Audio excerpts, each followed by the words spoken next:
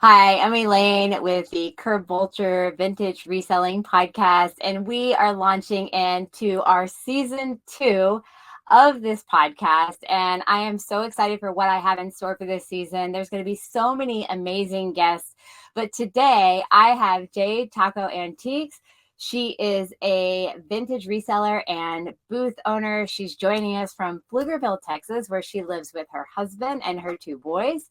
Ali, it is absolutely a pleasure to have you here. And I'm just going to let you talk about how you were born in Louisville and then just a little bit of your family and some things that you have so we can kind of get to know you. Thanks for having me, Elaine. I'm Allie Page. I have a business. It's called Jade Taco Antiques. I am born and raised in Texas. I was born in Louisville, Texas. When I was about 5 years old, we moved to the Austin area, so I've been here ever since.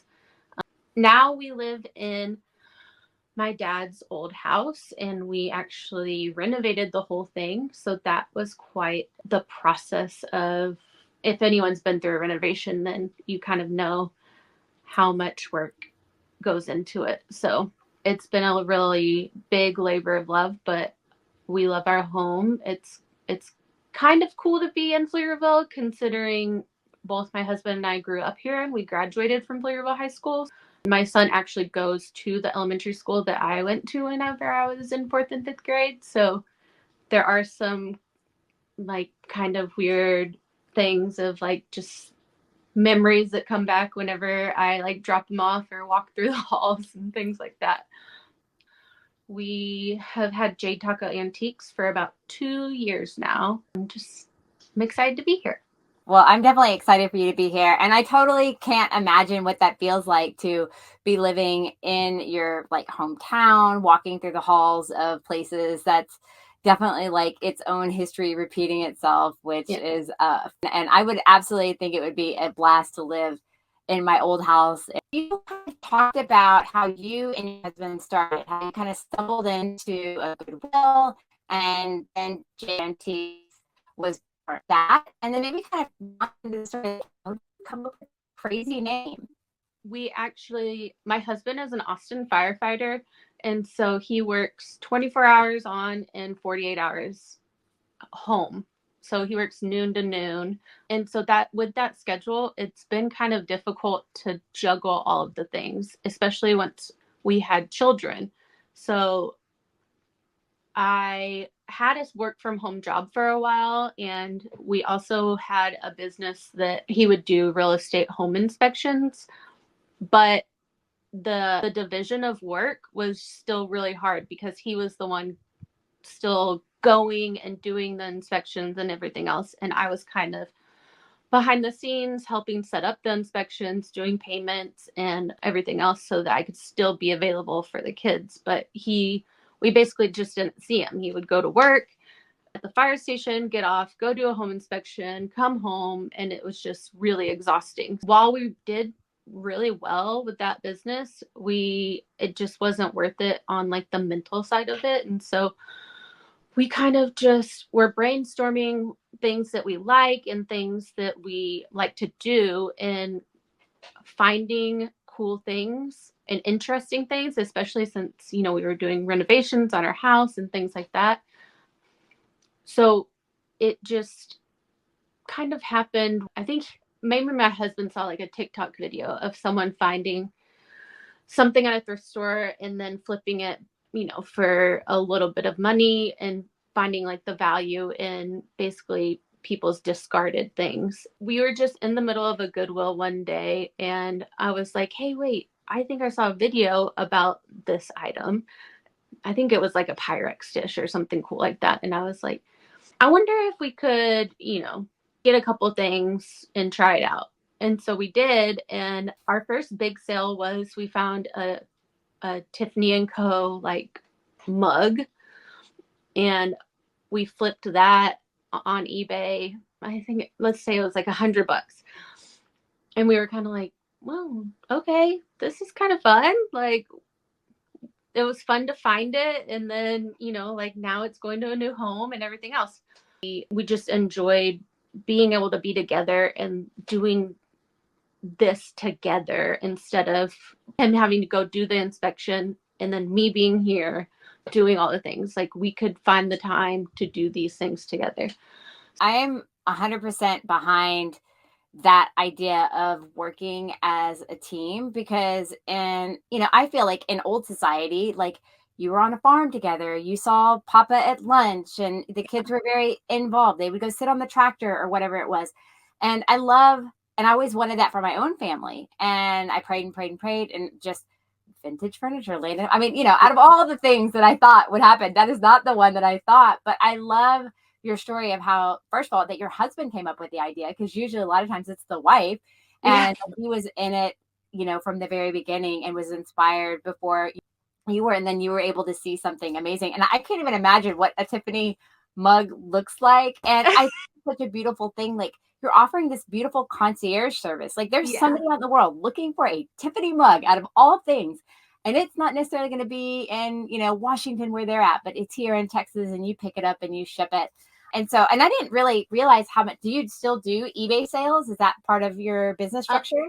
Not anymore. It was for a while, but I found it to be more successful with just being able to post on Instagram. And just because I built that following on Instagram to, in the customer base, I just found that was more successful and a better use of my time, because if you list things on eBay, they don't sell. You're wasting that time where you could have, spent it somewhere else. Yeah. Well, I hats off to anybody, number one, that does smalls, and anybody that ships, because I stay away from smalls just because, like, the chaos of seeing all the small things drives me nuts. But also just like having to ship and worrying. I mean, I've shipped I don't know, it was a beautiful orange, I wish I remember the name of it, a vase that had like a skinny little neck. And I was like, because if it's like if it breaks, not only do you have to refund their money, but you're out all the shipping money. Yep. And it's like, oh my gosh. And so I'm always thankful when they send me a photo. It arrived. It's so beautiful. Yeah.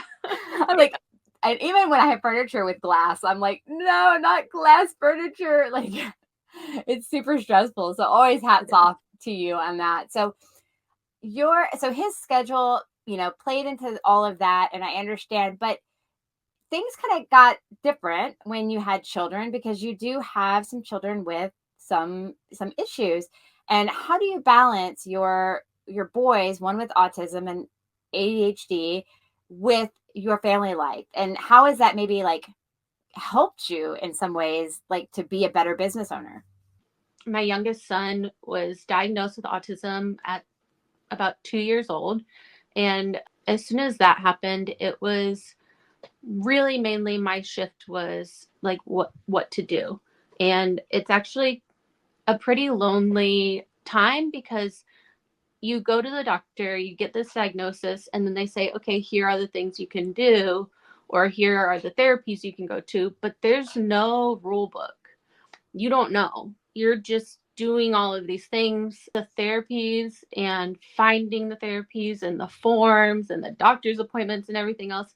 That became like my consuming job, if you will. And then, getting my oldest son diagnosed with ADHD, it wasn't as much work because he was already in public school and things like that. But there's still things associated with all of those things that, to take care of. And so I was finding myself really consumed with all of those things, and finding something for me to focus on and me to be able to do and me to be good at apart from that, once I kind of got them in their grooves, was really important to me. Because if not, just being consumed with taking care of the kids and then not having anything for myself was a lot.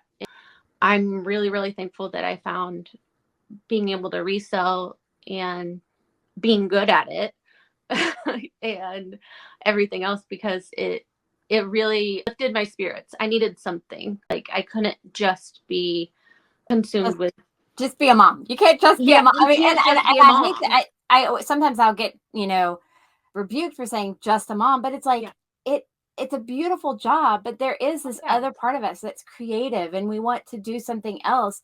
And you exactly. do need that relief and that respite. I know that for me, I absolutely identify with you. I have a daughter with a hearing disability, Mhm. and then a couple that have like severe immune issues. Mhm. And we were going over and over and over to the doctor's Yep. appointments. And, when you have one, that's fine. But then when you have two, you're like entertaining a toddler.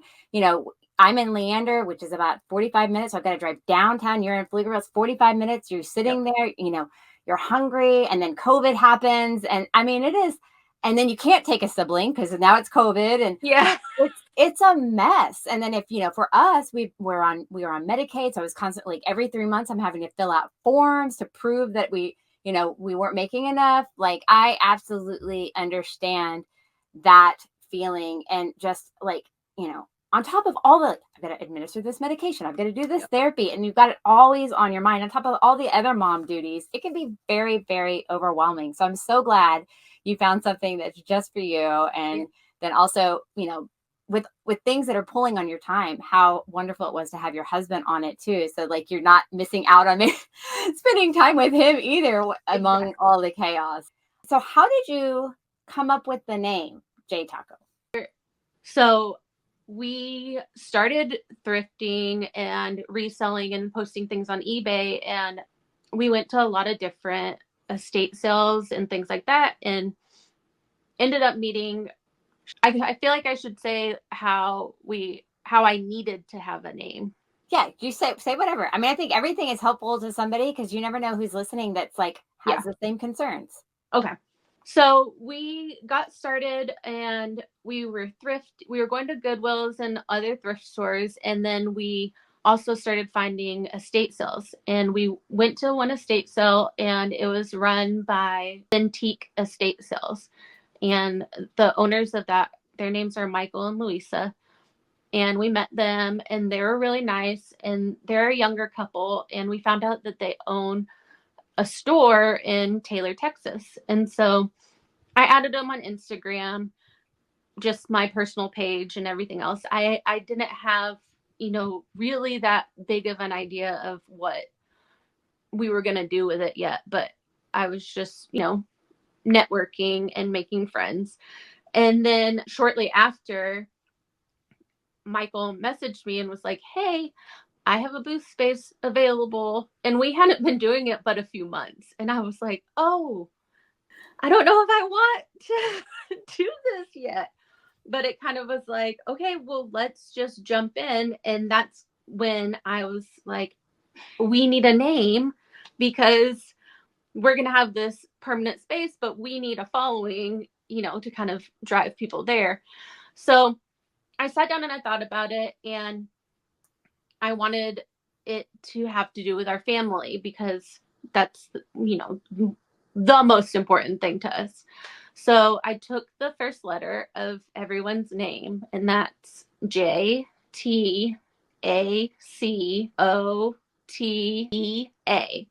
And I went online to one of those Words with Friend like anagram websites, and I put all the letters in.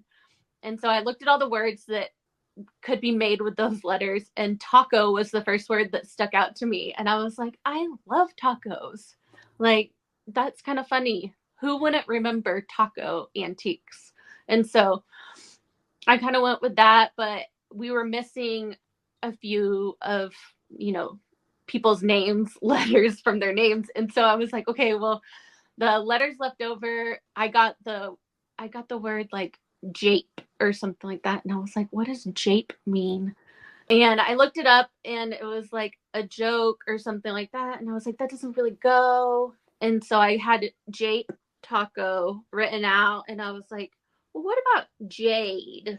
Because that's a really pretty color. That's a stone. Like, that's really cool. I really like that color anyway. It's one of my favorite colors. It really just came from kind of rearranging the letters of everyone's, first and middle names, and then just like creativity. So, and then I made the little logo with our cute little taco and all the colors and things. And so, yeah, it just kind of all came together in that way. But now I'm like the taco person and I have a taco collection.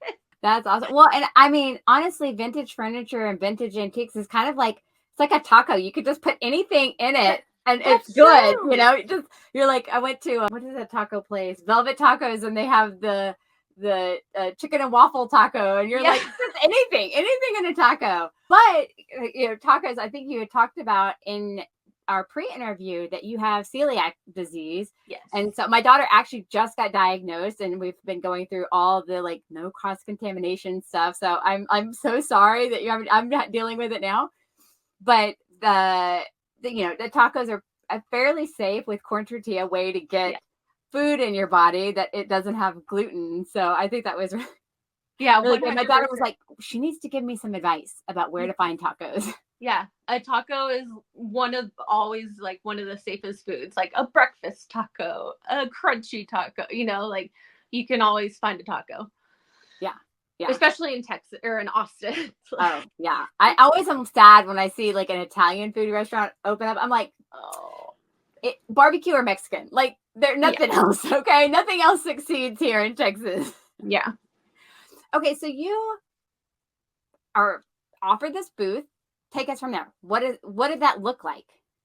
So I had no idea. We got offered a booth space and I was just like, okay, how much is rent? Because we weren't really dealing with much here, and I was like, it can't cost us money. Like we can't be paying, a couple $100 a month. We're not doing well as it is.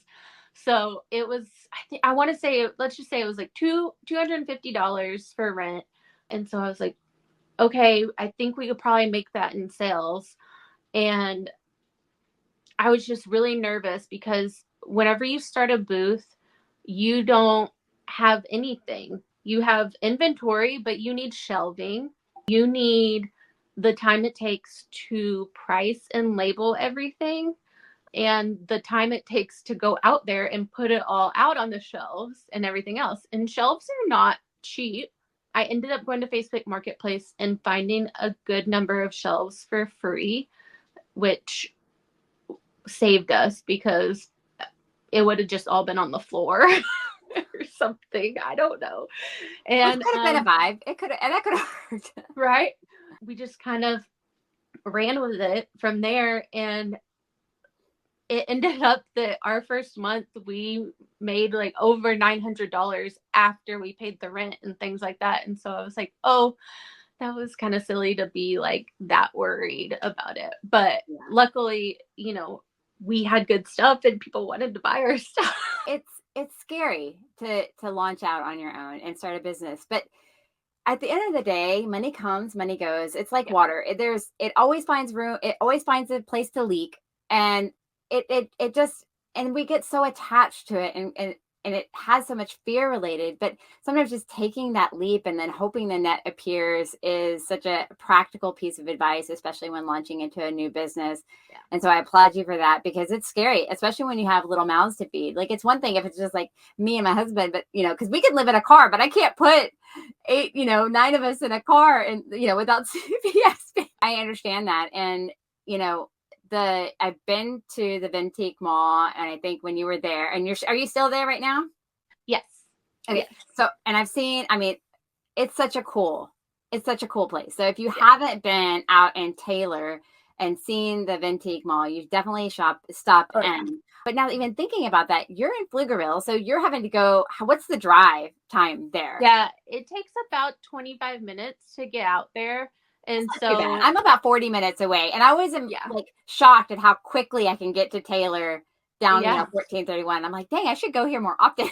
Yeah, it is. It is quite the drive, and I think that puts like a little bit of a hamper on actually motivating yourself to get out there because you're like, it's basically like an hour, right, out of your day that you're driving there and back. How much first month you made $900? Like, minus now on an average, how much time are you actually spending at the actual booth? Like, you don't have to man it or anything like that. It's all like kind of commission-ish. to the Right. store? So we basically, whenever we first started in the first year, I would try to go about once a week, just to take new inventory out there and kind of rearrange things and everything else. Once I got it all really up and running and things like that, I went maybe twice a month, once a month kind of thing, just because it was hard to go. It was hard I to make the trip. Life is busy. Well, I mean, Yeah. but that's a great way if you're listening to the podcast and you're thinking, oh my gosh, I want to start this. Yep. Obviously, just starting with one thing and selling it on Facebook is great. You don't have to have a big Instagram platform. I know that for a fact. I didn't have an Instagram forever. I made tons of money without an Instagram, just solely on Facebook Marketplace.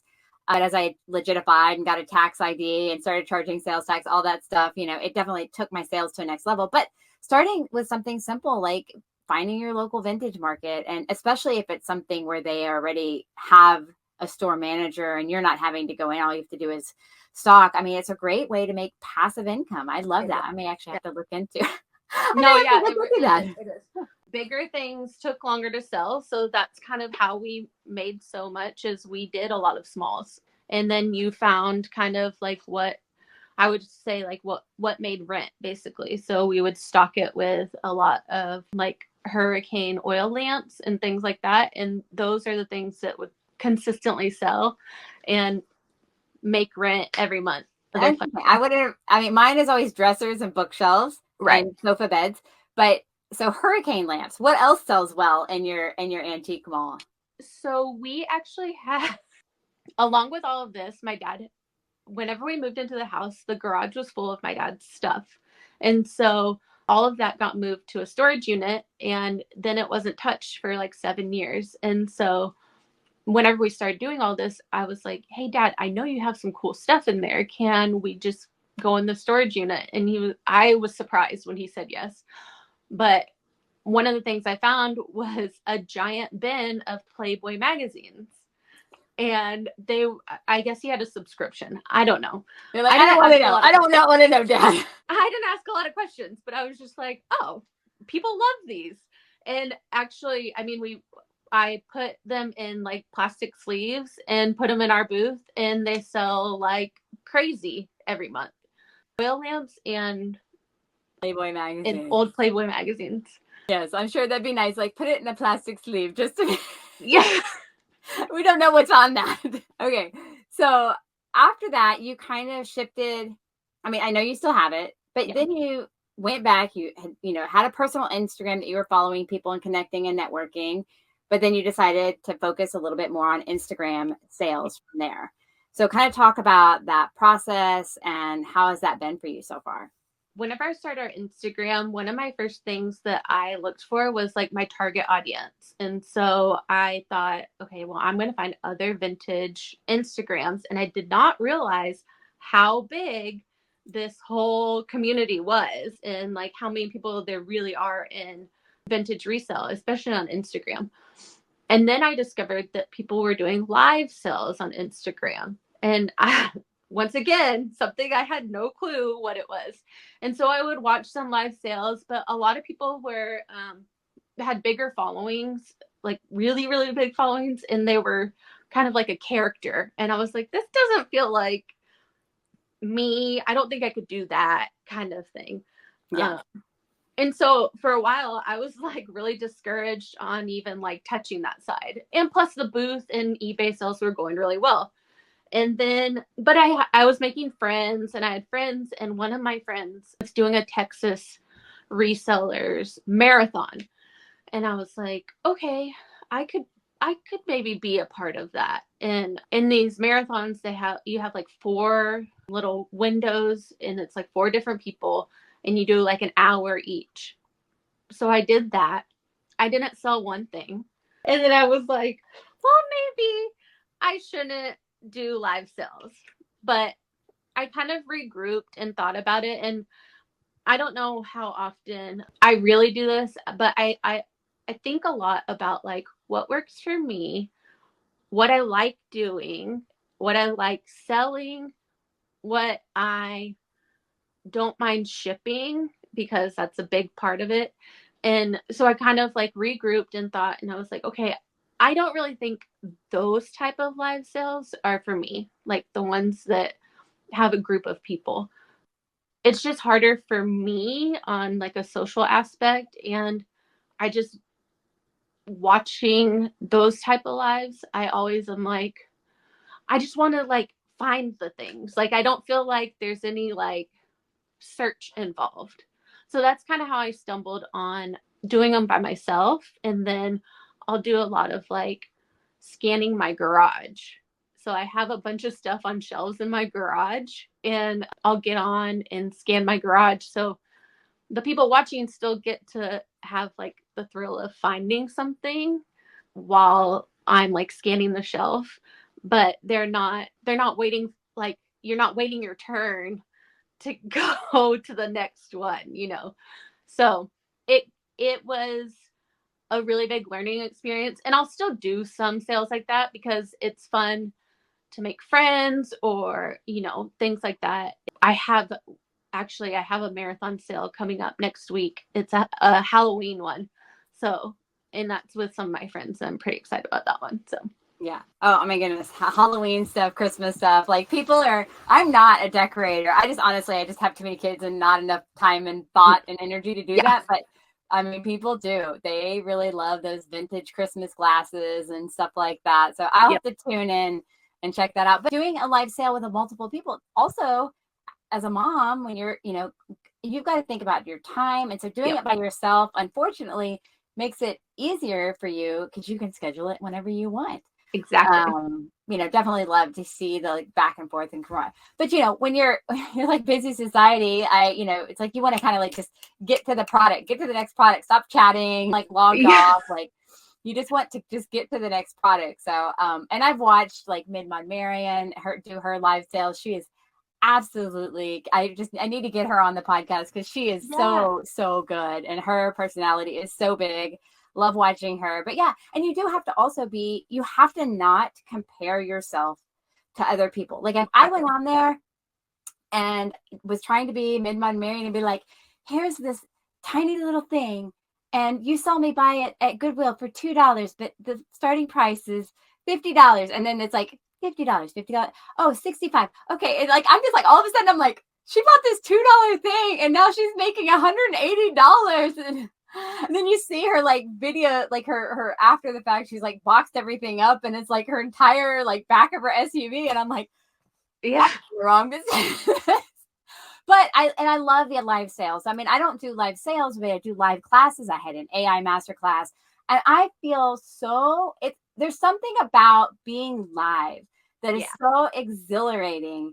And I love the energy of it. And I've been like you, where you just have to get past that time when you're like, didn't make a sale, or I saw one little eyeball watching me the entire sale or the entire class, and just go, you know what? I just got to keep showing up. I got to keep Mm-hmm. going. I can't just try once, because once it's like my podcast. Like I got to keep going. I got to keep showing up, because eventually it'll catch on. If I just do it once or twice, people are like, oh, she did a podcast, one pod.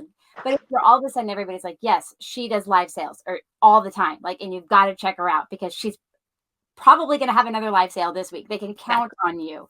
So, but I love the live sale experience. Oh yeah, no, and I have lots of friends that are like on a consistent live.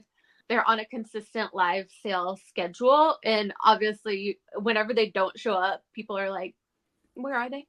Where did she I go?" was waiting on, And they're like it's me. They're so, like, "Are we ever gonna see this again?" And but yeah, you're right on the like timing of things. Like having kids and everything else, it's hard to like commit to another person. Like, yes, I will be there at that time and be ready to do a live sale, because you really never know. And I have a like fear of letting people down in that way too. So like that plays into me not loving the like group part of a lot of stuff. I can totally see Yeah. that. So, well, let's kind of shift a little bit of gear. So you have a creative approach to sales, like the potato post where you had like all the photos had something to do with potatoes. Like, how do you explain what that means? How do you come up with these ideas? What does that mean? What does that look like? Yeah. So I like it's like a visual creative part for me of like merchandising something. I'm like, okay, I found this potato that's like a sour cream holder. How can I make that more interesting? Well, you can find more potatoes and like, and so I had found the potato, it's like it was a potato sour cream holder. I had found a couple cute little like potato planters. And then I was like, I wonder what else I have that's potato themed. And I found some older cookbooks that I had that they were all about things you could make with potatoes. And so, yeah, I don't know exactly how it happens, but like I'll see an item and I kind of am like, oh, I could put those together and take a picture, and it would be really like more interesting instead of it being just like, here's one item for sale. It is a Yeah, I potato. think it's also like a mind game of like, oh, potatoes must be popular. I should Yeah. jump on the potato bandwagon Right. and buy potato things. For those listening out there, like it is that simple. Like taking one thing, like there's who is it, Mary Mushroom? I can't remember her Instagram handle. She like only sells mushroom stuff almost. Like all Yeah. of her decor is vintage 1960s mushrooms. And I'm just like, I mean, it's her whole Instagram. And so Right. you can go that niche, that specific, and Mm-hmm. find a following that you never even knew existed. You know, Exactly. But like make sure it's something that it's like true, or like that you're excited about, because like if yeah, it's something that you kind of like get a niche and then you're like, this is boring now, no. like make sure it's something you can kind of keep doing or change up enough to keep yourself interest. No, I agree. And always, I like to, you don't want to forward think so much that you squelch the idea of today. Right. But it's like, how many mom bloggers start at mom blogging because they have had their first baby? It's like you get past that and you're like, I'm going to do another diaper post, but I'm out of the diaper phase. And it's like being okay with shifting. Yeah. If it's not working, like don't stay with something that's not working for who you are inside, because that comes off. And if it's not working for you, it probably isn't working for your audience either. And so it's totally fine to shift focuses if that's something that like you're like, oh, I once resold all baby stuff. And then you're like, okay, now I'm going to resell washer and dryers or whatever it is. Like Right. whoever is floats your boat at that time, that's where your passion is going to be. And I think that's where the money is going to be. Right. And that's what I was talking about, like reassessing too. Like, am I actually enjoying doing this part anymore? No? Okay, well then don't do it anymore. Because Life is too short for sure.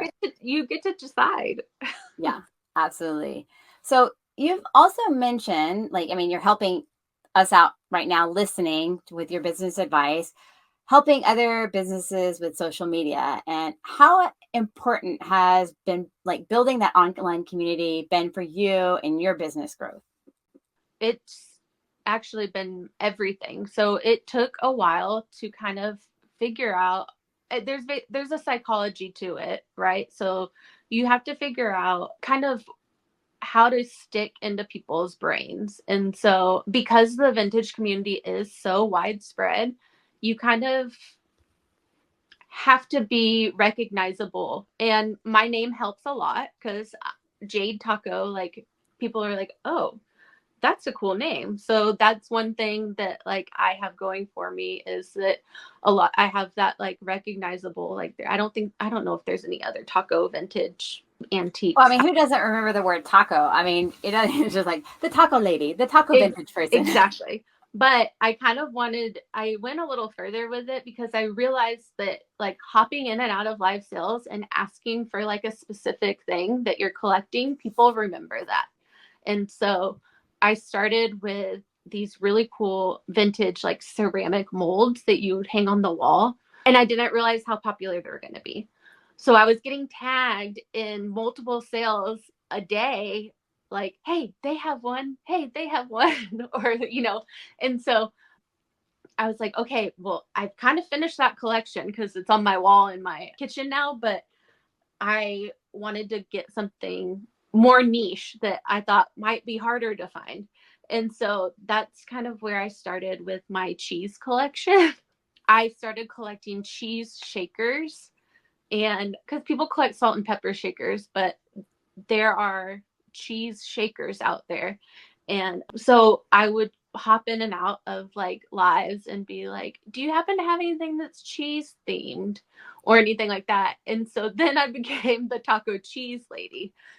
So I have a really cool collection of cheese themed items on display, and it's just like one of those odd things, but I since I've like stuck in people's brains. So it's been really important to really like foster relationships and friendships, and I've met some of the most outstanding people doing so, and some really great friends. So I love the vintage community. It is one of the best communities altogether. yeah. Like they're so helpful, and there's not a lot of this like competition that you might see in other places, that everybody really truly is trying to help everybody else. So talk about the live sales and like pre-sale jitters. Like, how do you get over, like, what's your best piece of advice for live sales? And, for somebody who's thinking, oh, maybe I'll try that. What Yeah. would you have wanted to know? You can prepare, but it's not gonna go how you think it's gonna go. You're But not going to sell out. yeah, right. You're not gonna sell anything. I, I, at first I would over prepare and kind of get in my head about a lot of it, and then, which I think most people will do. If you've never done it before, like kind of getting an idea of how much an item is or some information about that item so that you're not just holding it up and being like, here it is. And then I find myself most relaxed when I'm winging it. So, like, I'm just like, oh, I have this thing, and I just have like things around me, which I have things around me right now, but I have like things around me so I can grab them and they kind of like fit the theme and things like that. But like for this Halloween sale, because I'm going to be on for so many hours and different people are going to be hopping in and out, I do have a spreadsheet and I will have like my items kind of like categorized by price so that I know like, they're showing a $5 item. Okay, I'm going to grab, this $5 item to show and things like that. So I think it's different for everyone, but I'm still going to be so nervous next week whenever I do this. Yeah, the nerves never go away. I heard No. one time that it's like, it's not that you're nervous, because I speak on stage a lot. It's not that you're nervous. It's the same energy that a child feels the day before Christmas. It's excitement. Yeah. And I think as adults, mistake it for nervous energy when it's really just excitement and like, slight apprehension that you just want it to go so well. You want to get all the Christmas gifts that you told your mom you wanted. Yeah. And, so someone told me that, and it just changed my perspective on like how to go about dealing with like stage fright. It's not really fear. It's just excitement, and maybe Yeah. a little mixed with fear. And I think that's very normal, that we're not naturally wanting to just like put ourselves out there, but just to go for it and do it. So what is next for Jade Taco Antiques? So we have decided that we're going to close our booth at Vintique. We've been there for 2 years, and it just got to the point of it being, the summer was really hard on us. It was so hot this summer. If you're in Texas, you know just how hot it was. And just shifting business model a little bit of, we have grown that online community now, and having that customer base online has been really beneficial. And then I feel like being able to solely focus on online sales, Instagram sales, and things like that is going to be really helpful, and not feeling like the guilt or the necessity to price and take things out to the booth. But having And I think the more, I think that the last 2 years, I think were really hard for everybody. And I'm starting to see, as the housing market lifts back up, I'm starting to see even my sales lift back up. So yeah. if you're a vintage reseller, realize that most of your probably sales in general, are probably, if you look at the housing market, however the housing market is doing, that's probably how people are spending their money. Otherwise, like, they're not going to be spending it on extraneous things necessarily. And so, take into that into account. But then also, having a different, shifting and constantly changing your business model is a part of that. For me, just lately, just because of where I'm at in my life, not that this is like I meant to shift my business model, but lately I've been getting tons of consignment opportunities. They've just been falling in my lap. Yeah. And it's just like, okay, well, this is what I'm doing now. And it's helped because I don't really have, I'm doing a lot of pageantry stuff. I'm doing a lot of speaking. My kids just got into charter school. So I'm like going crazy, trying to figure out when to pick them up. Yeah. And, it works out perfectly for my lifestyle right now. And that doesn't mean that I won't, start importing rugs from Morocco again, or going out and sourcing, which I still do, but it's not near at the velocity that it was. And, it's, businesses change, and finding different ways to make streams of income. And I love a good, I've thought about having a store myself, or being in a physical space. Yeah. But, I think people really do love shopping online. And there's something to be said about the live sale too. It's like a FOMO. Like, if I don't buy 100%. it now, it may never come up again, which is totally not true. But that's the feeling that we get. No, yeah. Or like, oh, someone else likes that. I think I should probably have it. Yeah. And then, yeah. I mean, how many times have you like been like, I'm at Goodwill. Is she gonna put that down? Is she gonna put that down? And then you're like, grab it, or like somebody grabs it as soon as you put it down, and you're like, dang. Yeah. Well, that's what I'm saying. There's kind of like a psychology to it too, of like, like this is the time to get it, right? Like, I'm showing it to you on this live sale. If someone else might want it. So if you were to give one piece of advice that you could, if someone said, I'm thinking about starting, what would that be? Don't get attached to anything you find, right? So like, it's really hard whenever you some people start reselling because they have been collectors and they have too many things, right? But for me, I always like, it's one of my like things I say all the time. I'm always saying, no, everything's for sale. Like, everything is for sale. Even my cheese collection that I worked hard to find, like, if someone really needed some cheese shakers, it's all for sale. And it's really fun to me with vintage, and I know you probably feel the same way, is that every item you find had like a previous story attached to it.